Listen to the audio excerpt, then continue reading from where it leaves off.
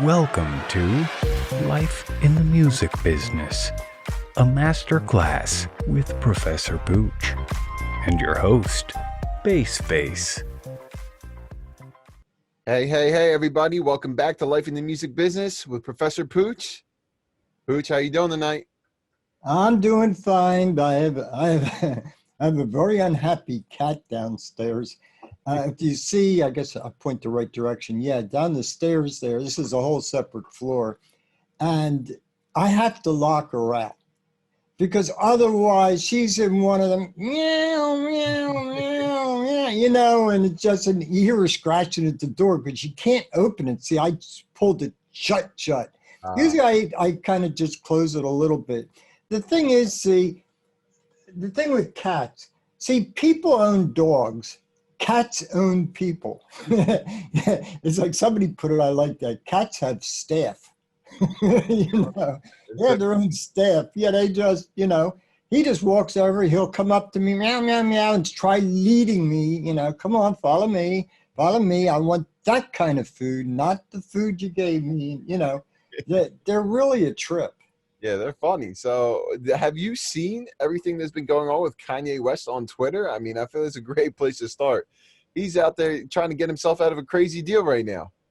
I know a lot of people through the years try to get themselves out of deals, and they've tried all different ways. This is interesting. Well, it's the times where you can actually put the contracts up on Twitter. I mean, who knows what the response is going to be and how it's going to be. God, we could talk about all different ways people try to get out of the contracts. The problem is that we went through it a little bit last time, but when you're putting together a contract, most people just think of the money they get up front, but you want to get money as the contract's going on.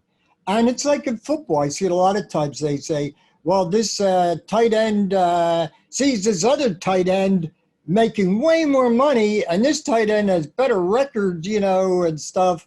And everybody just keeps wanting better and better. And, the thing is really, the way to solve it a lot of times is just stay independent, But of course he didn't, because when you're that big, those put so many millions of dollars and stuff. So we shall see what happens with that kind of stuff. Who knows what's going to happen? Yeah, it's great. I remember, what was it? TLC, a lot of them go bankrupt. There was all kinds of things through the years where they tried different things, just to get out of a contract, Yeah, it's insane. I mean, everything he's saying, people say that he's crazy, but in this case, like, he's speaking the truth. A lot of people have been signing bad contracts over the years, and the problem is that they entice you by taking you shopping. They do this. They try to glorify you in such a way that you feel like you're important, so that they slip this piece of paper in front of you, and then boom, that piece of paper dictates it could be the rest of your life.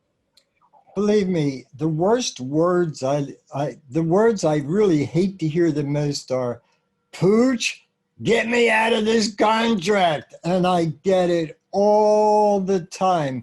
The problem is they sign the contracts before I see them or an entertainment attorney sees them. Now, folks, I better clear something up right now. Give a little disclaimer, because you'll see me talking a lot about law, okay? I am not a lawyer.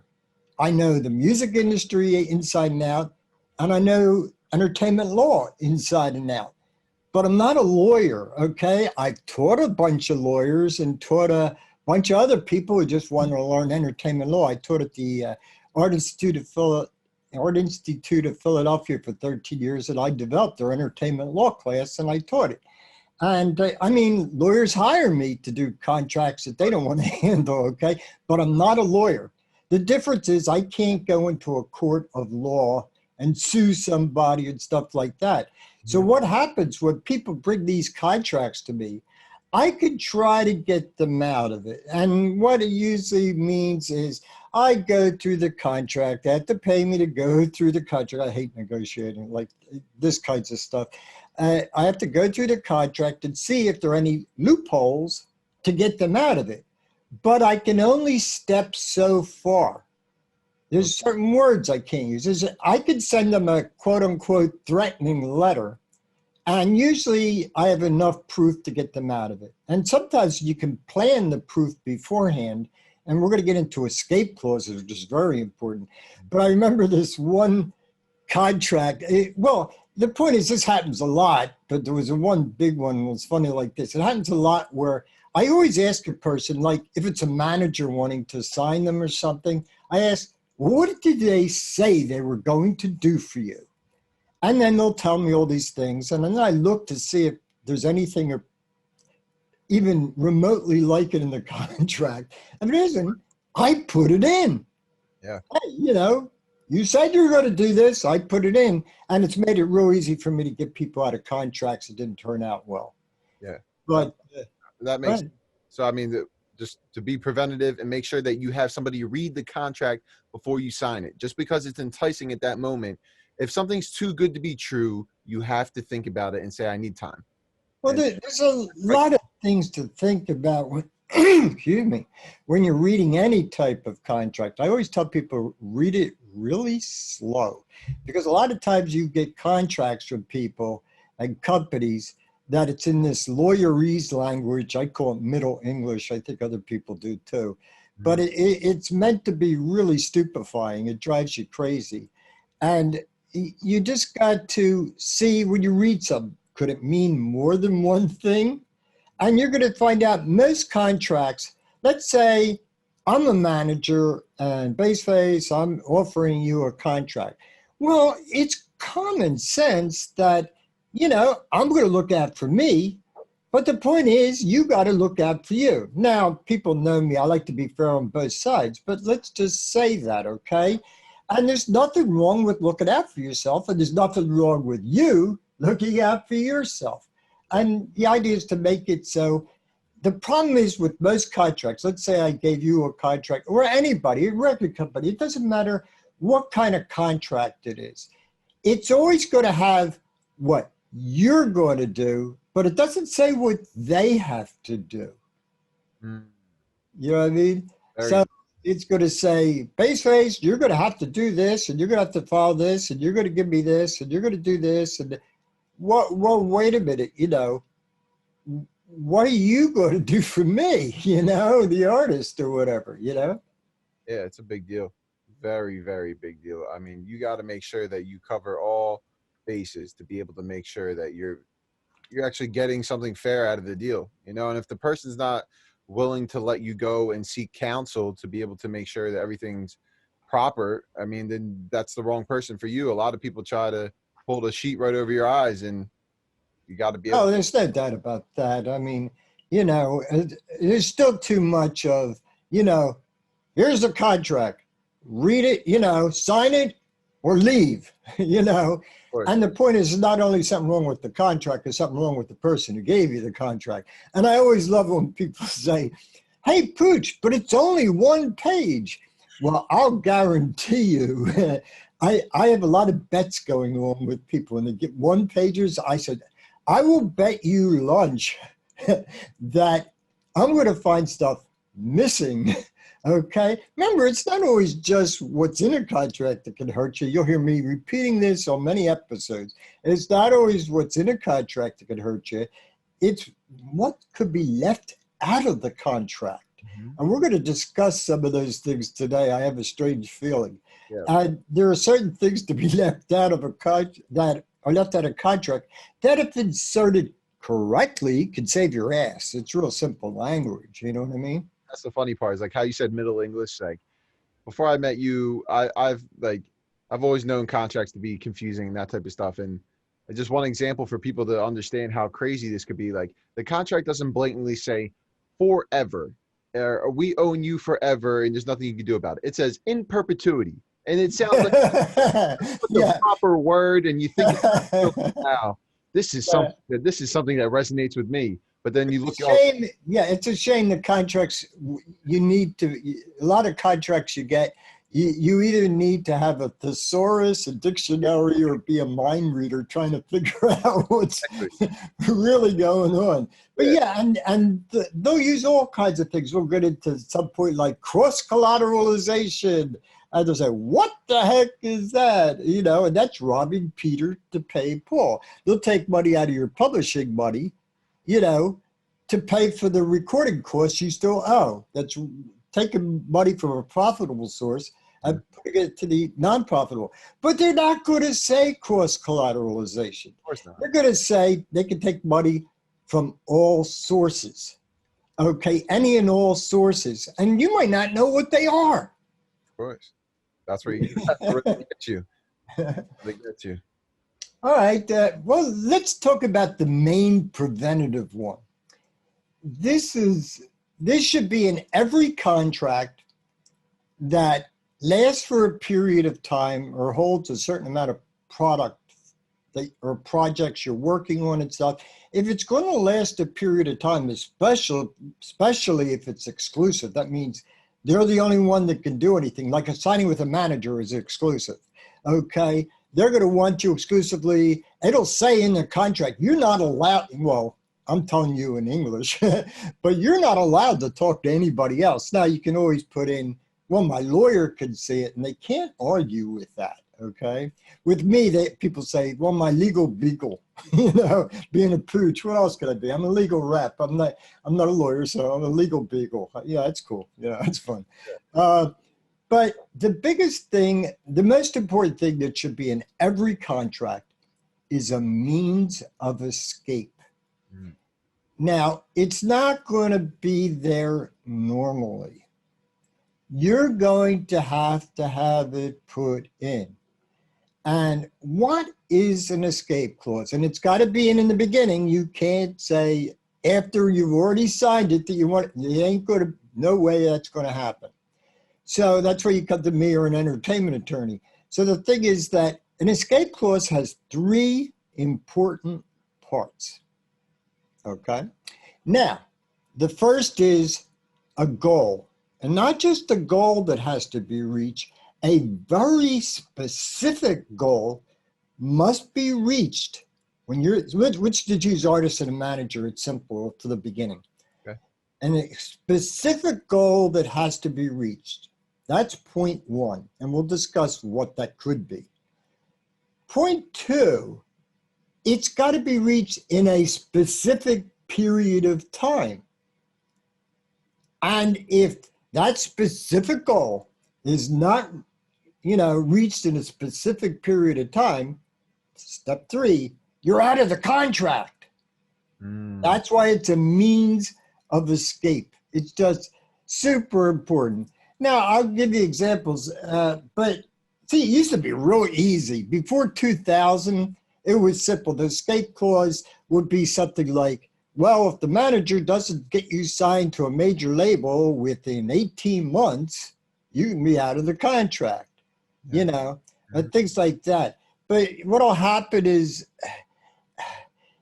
what they'll do is they might try something like this, if I don't sign you with a legitimate label within 70 months, you're free. But that's not specific enough. And even a major's not specific enough. You want to be able to see that contract with a major. You don't want the manager to deal with it. You want your lawyer to deal with that contract. But it's got to be, a specific, a sign with a nationally recognized company, with international distribution that will release you fully promotionally, and how they're going to do it within 18 months, then you're out of the contract. Now, let's talk about lengths of contracts so it makes some kind of sense in what we're talking about.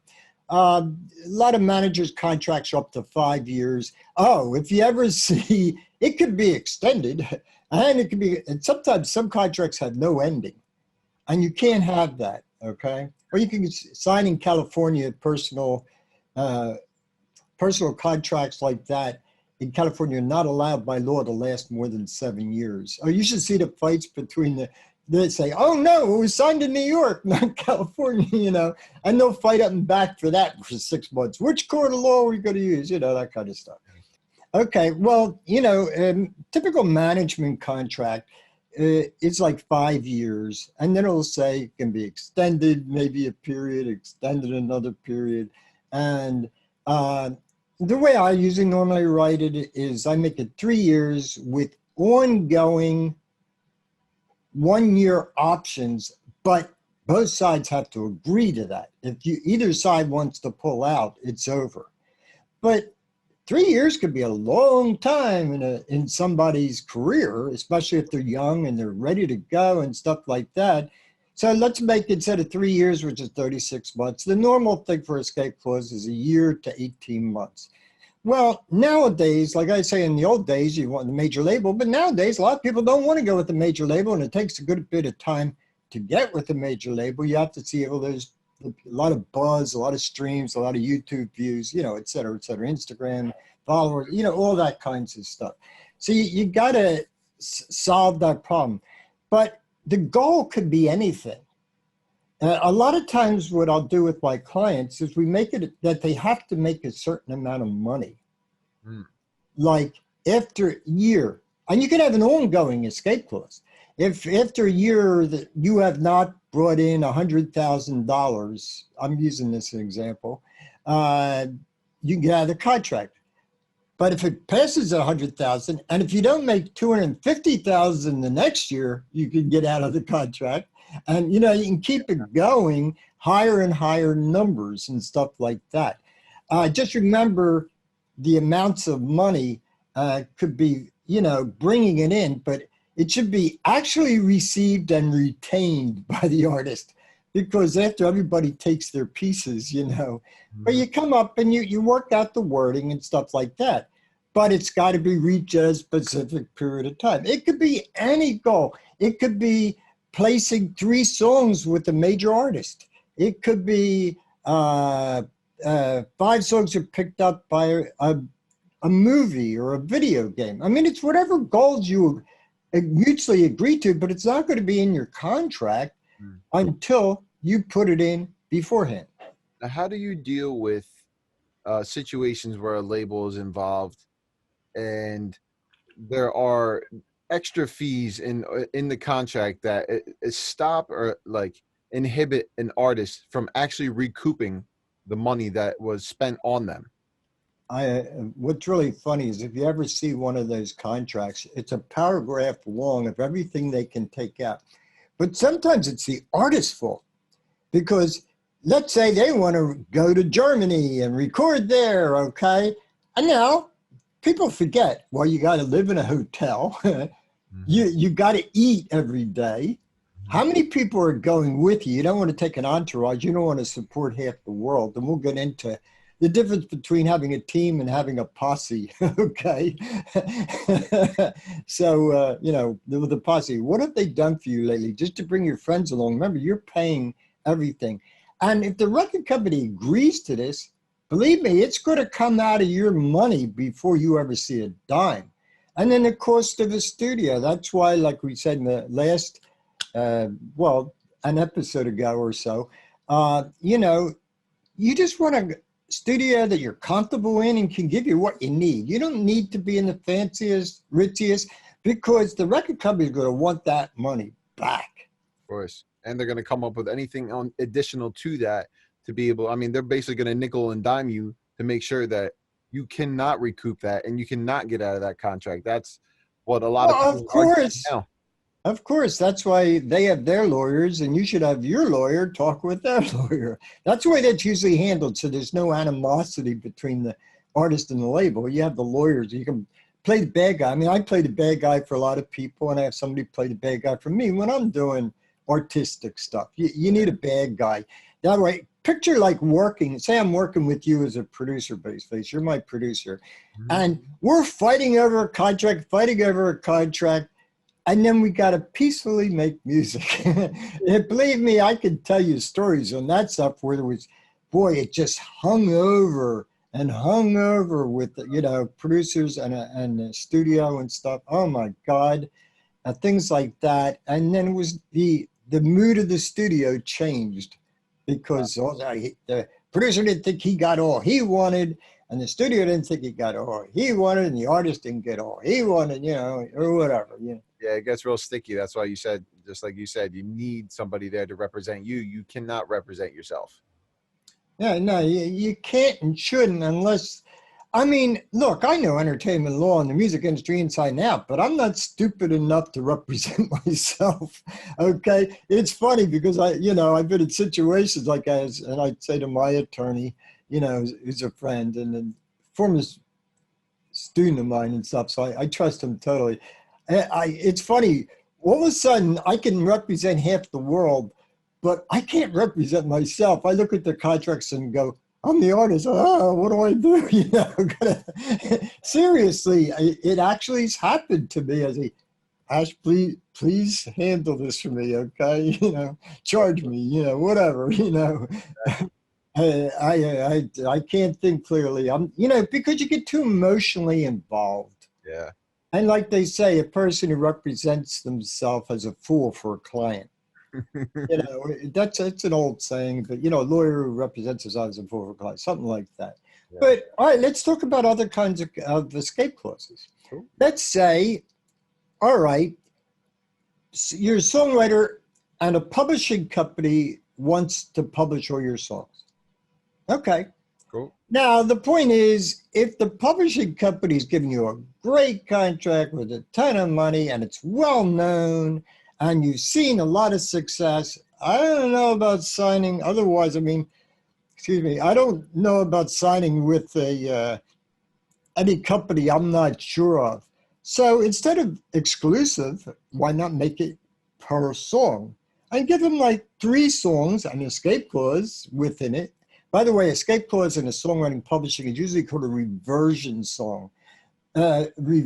clause, because you want if a clause ain't reached, you want the music to revert back to your ownership, okay? But it's a form of escape clause. It's a reversion clause. It's different names, but it's all the same thing. So what I would do, like say I represent a client, say, well, you really believe in them, but I never heard of them. They're not whatever. They might do very well. Why don't you give them like a couple of your songs? Maybe you're not really sold on, but they are, and or 2 or 3 songs you maybe even really like, because you can, like my mentor told me, Pooch, so you write another song. We all had our mentors. So what happens is then you can see, look, here's 3 songs. Let's see what you could do for 9 months to a year with those 3 songs. Now, you could put in a contract. See, you can play with clauses. Use your creativity, folks. Now, let's say they did just 1 of those songs, not 3 of them. But you feel confident that this might work out. Well, give them another 6 months. You can always put addendums on contracts. Contracts are written. They don't have to be final. You could put addendums. It's a piece of paper on the back saying, well, in English, I'll give you 3 more months to see what you could do with those other 2 songs. And it's always going to be in the contract, for example, that if you started negotiating during that 12 months and it's, I'll give you 2 more months to finish the negotiations on that song or whatever. But otherwise, if those 3 songs are not placed in a specific period of time, the songs and all rights to them revert back to you. Remember, there's lots of little words. That's why you don't write your own contracts. You got to know what little words that are very, very important. But one thing, BACEFACE, you notice we're talking in simple language. So, and I love that when we can talk contracts in simple language. Yeah, it's real, because you could talk to a lawyer and be completely confused, but this way you have the other side of the coin to be able to actually understand what's happening, and then you could learn the technical side if you choose. But if not, then you have someone like Pooch explain everything to you. Well, the thing is also, let's say you're the publisher. We got to look at both sides all the time. I'm always into that. When I teach courses, it's artist development and management, because each side needs to know what the other side's doing.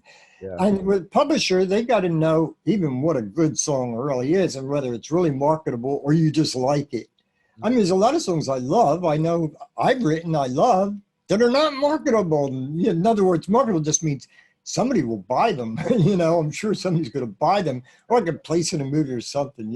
Is So that where a non-circumvention could also be implemented into a contract too? Where would a label usually put something like that in there for it? non-circumvention, I'm going to explain what that means, and I'm not sure you're using it in the right place. Non-circumvention comes in with non-disclosure agreements. All right, let's explain what non-circumvention is. Let's try to put it in what you're saying with a publishing company or whatever, that I can't go around the publisher and go to their contacts. Now you could yes, you're right. As a publishing company, you could put in a non-circumvention clause, and you can do this in all kinds of contracts. They're usually in non-disclosure agreements, which we could talk a little bit about. That's a fun topic. That's the closest way you can get to protect an idea, which can't be protected otherwise at all. But yes, you as publisher, let's say you're the publisher and I got a couple songs, and you're afraid I know some of the people you know, and I go around you to them. But you could solve that another direction. Yeah, that's what non-circumvention means. It's like if I give you a contact, one of my contacts, and you go around and try to deal with the contact behind my back, that's circumvention, going around. It's the simplest English I could put it in. But what's going to be in that publishing contract is they're going to have, for those 3 songs, if you're a smart publisher, you're going to put you have exclusive rights, which means even if they go around your back, you still get paid. Wow. Okay. And that's how you solve that. So you just have to be creative with the facts.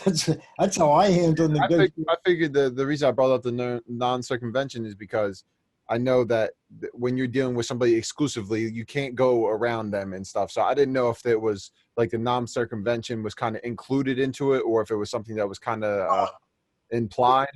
Well, it can't be implied. With contracts, you can't be ambiguous. It can't be implied. It's got to be stated.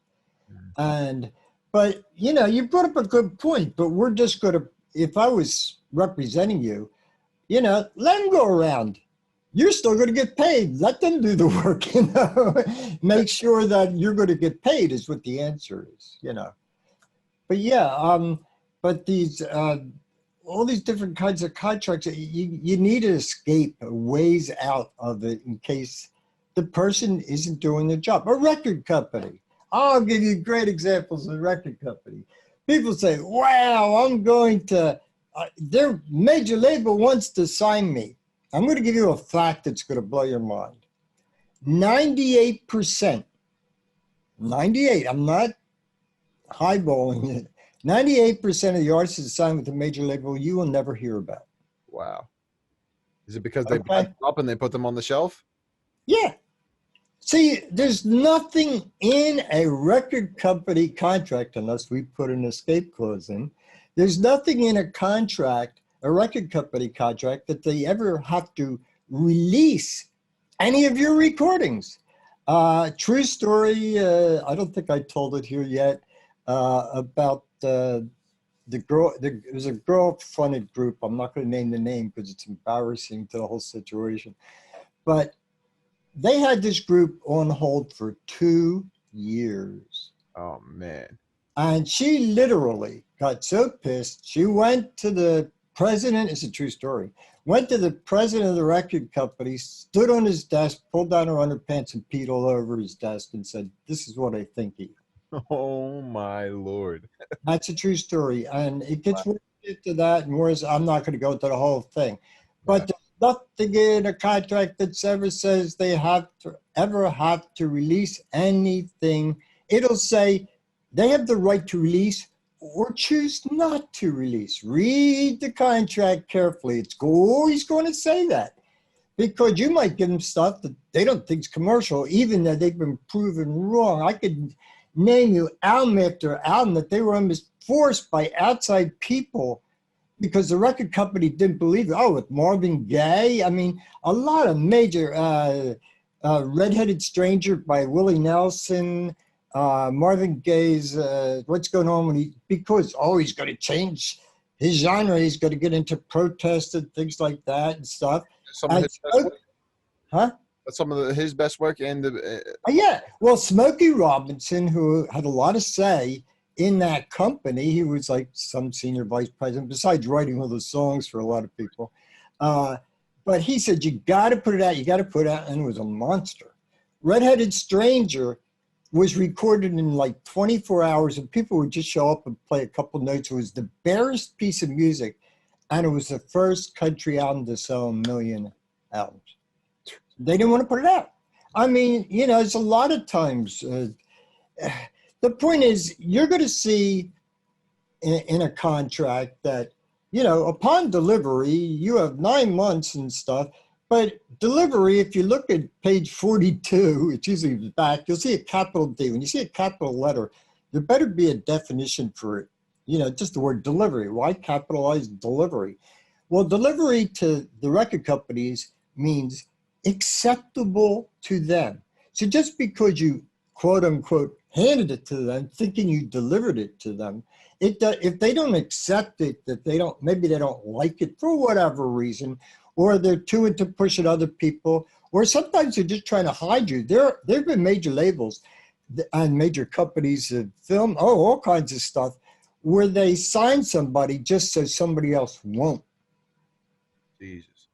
Because it might be somebody that's very close to somebody they have on their label, and they don't want a competing thing. Okay? That's why you have escape clauses. So here we are with an escape clause for a record company.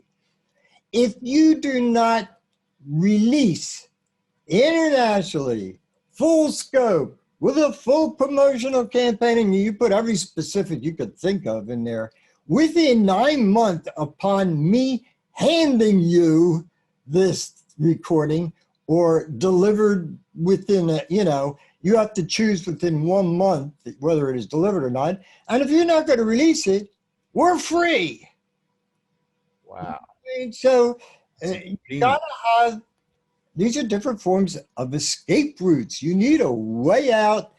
If, you know, you need a way out. You don't want to be stuck in a bad contract, or a contract where they're not doing anything for you. You know what I mean? That's genius. I mean, that's something that's brand new to me too, to think even to, I mean, like you said, a contract is an agreement between two people or a party. So, I mean, though I feel like the way you write contracts is so specific, and I mean, that just blew my mind, to be honest with you. I'm kind of here awestruck. Well, you know, to me, it's fun. Believe it or not, people say, why do you do contracts? To me, they're fun, but you can be creative with it. I drive lawyers crazy, but, you know, we get along fine, you know. But, you know, they know when they're going to negotiate with me that, oh, boy. But it's fun, you know. But the thing is, I'm going to protect my people. That's what I'm known for. That's what's very important to my heart, is that I'm protecting a person or a group or a company or whatever to the best of my ability. You know, I want them safe. I can't stand, well, people know about me. Nothing bothers me. The people go crazy. Nothing seems to bother you, Pooch. Yeah, there is one thing. And to me, there's one thing that I won't stand for, that's any form of abuse. Okay. And that means physically or mentally or in any way abusing any person. I don't care what sex, creed, nationality, it doesn't matter. Of course. Or the animal. Yeah, exactly. Or mentally, any living thing. I don't, you know, I cannot handle abuse. And with contracts, I mean, people that have to, you know, state contracts where they're held down, they can't move forward, nothing, you know, nothing's happening with their career. That's a form of abuse. Yeah, I agree. 100%. Yeah, it's just, it's not fair to the artist. It's not fair to, I mean, you know, shame on the company or anybody. But I've seen situations, oh man, I remember, God, back in the early 90s, I think it was. And has to do with Garth Brooks. Now, it's not his fault at all, okay? But he's in one of the companies, I forget who he was with in Nashville or whatever. And, excuse me. And what they did was, all of a sudden, he started blowing up and getting gigantic. They took all their promotion people off every other artist and put it on Garth Brooks. And Wow. the other artists, were out there in the cold basically for as long as, I don't know how long it lasted, but it's happened times, they'll just, oh, this person's hot. Everybody go there. And then, obviously there's other big artists, okay. They might keep a person or two on them, because it's important for some reason. I don't remember the exact situation. It was 30 years ago, Yeah. Oh, it's so funny when people say, do you remember in the 60s, there's this saying in the 60s that if you remember anything from the 60s, you weren't there. Do you know how many people said they saw me at Woodstock? And I mean, over 100 people through the years said they saw me at Woodstock, and I wasn't there. I think I was playing someplace else. I mean, I didn't hear about Woodstock, I think, until afterwards or whatever. I don't remember even, because I had my own career going, Yeah. But any form of abuse, and nobody should ever abuse anybody. I'm just very heavy. It really upsets me. I'm very sensitive to any kind of physical or mental abuse. Yeah. And mental abuse can last for years and years. And think if you were like that woman who just couldn't take it anymore after 2 years on the shelf, basically, do you think day by day, think of all the days she went, oh, I'm going to be released today. And over 2 years, holy, Yeah, exactly. I don't like abuse. I don't stand for it at all. I don't work with anybody that works in that manner, because it's just, it's a negative energy, and it's just not right. Exactly. Negative energy. Very good. Negative attracts negative. I'm not into that kinds of stuff, Me neither. We're always trying to stay positive. We're always trying to be optimistic and go and reach for the new goal, the new height, and try to push ourselves. But we don't step on other people to get to where we want to be. We work hard. We build a team behind us, and we do the things the proper way. Yeah. And oh, I mentioned before, I should I was going to say something, with, they have their team. You mentioned team. People have to know the difference between a posse and a team. A lot of people have posses that just rip them off for all their money and stuff. My thing is, what have you done for me lately, kind of a thing. Yeah. I want a team that we're working as a team, and they're not just hanging on to make money off me and not doing anything, And these people want to go on tours and all kinds of stuff with all kinds of, people and stuff like that. They're going to have to pay for them, or it's going to come out of somebody's money, okay?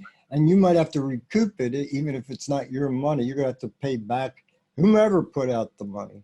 Yeah, that's a big deal right there too. I mean, whenever money's coming towards you, you have to know that they want it back plus interest. They're never going to let you off the hook. They're not your friend, and that piece of paper that you sign, that's why the escape clause is just so important, because if you're stuck in a contract and you can't make a move or anything, at least you have some way to get out. Well, a lot of the contracts, you can make moves and stuff, except you're not going to get anything out of it, And the thing is, it's not just wasted that you didn't put the recording out. You're wasting time. You're wasting effort. It's years of your career. That's why the simplest thing, stay independent. You have control, of your career. Like, hey, Pooch, what do you think about me putting out, 3-song EP or 4-song EP, and then putting out this other song I really want to get out? I say, you're your own boss. You can do whatever the heck you want to. You can come to me for advice. It's what I think about it. Is a good time to put it out. Did you push it enough? Whatever. But you're the boss. When I set people up with their own companies, I don't tell them how to run their companies. my thing is, it's funny because, my job is to give people options, through creativity. Here, you could do this, you could do that, you could do this. And some people just say, Pooch, just tell me what the hell to do. And I'll give you my opinion, because it's all opinions, It is no set truths of anything. Yeah. But I mean, yeah, they know I have the experience. I have the, been through it all. Yeah, of course. I mean, that comes back to, you have to listen to yourself at the end of the day. And you can't always just make a decision based on somebody else's opinion. You have to do what's best for you. And if that decision, it benefits the other people better more than it does you, then you have to rethink your move or your decision, because at the end of the day, you are the only person that vouch for yourself. You know yourself better than anyone, and you can't just do something on a limb because somebody told you to do it. I mean, it comes back to, if I was jumping off a bridge, would you jump off with me because I'm doing it? No, obviously not, because you'd be like, okay, well, that's not what I want to do. If that's what you want to do, then go ahead. I'm going to hold you from going off the bridge, first of all. Get back here, man. Exactly. I'm out of my mind and I just need to cool down. Maybe. Holy shit, man. What the hell are you doing, man?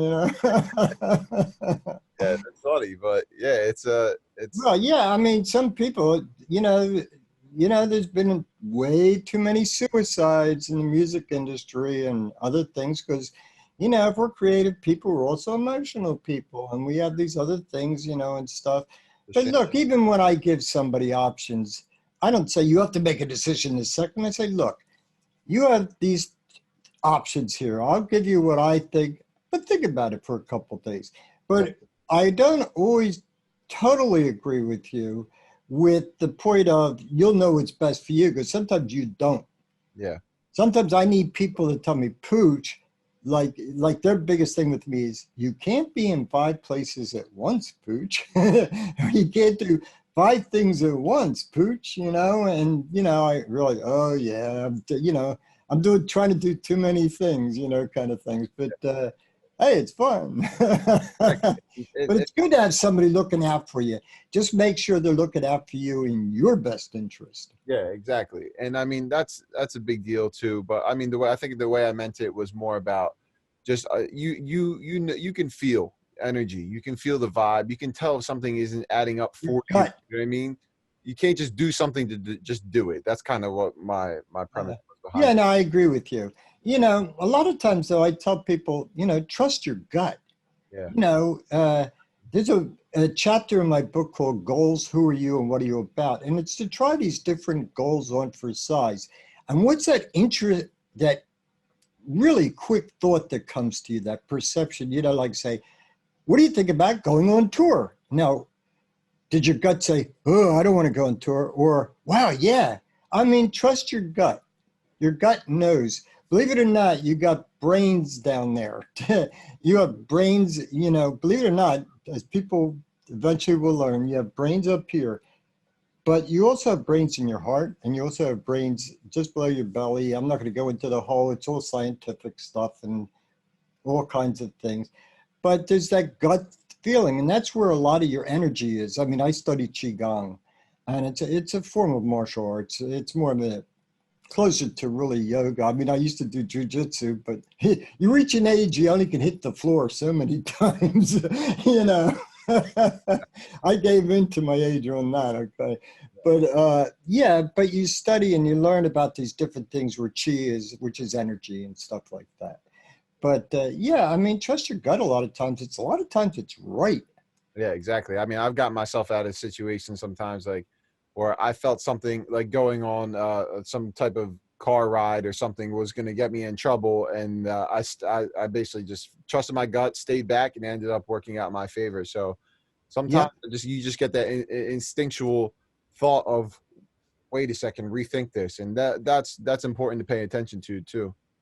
Yeah, I mean, it's a lot of times happen with people where I'm not going to mention circumstances or the names, but where I met somebody who really wanted to get involved with me and they just didn't feel right. Something didn't feel right.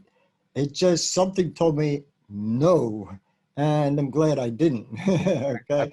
People like that along the way as well, where they offered me this, they offered me that. They wanted to buy me a house, to open up a studio, and this and that. And it's all empty promises. And at the end of the day, you just got to keep moving forward. Well, that's why I always say you got to put it on paper. It doesn't matter what they say. There's a clause you're going to find in almost every contract that will say in lawyerese, this contract will supersede, take the place of anything that might have been said or written before. So it doesn't matter whatever else you've been told, whether on paper or not on paper, this contract takes precedence. We're going to follow this contract. You could ignore all the stuff we told you before. Wow.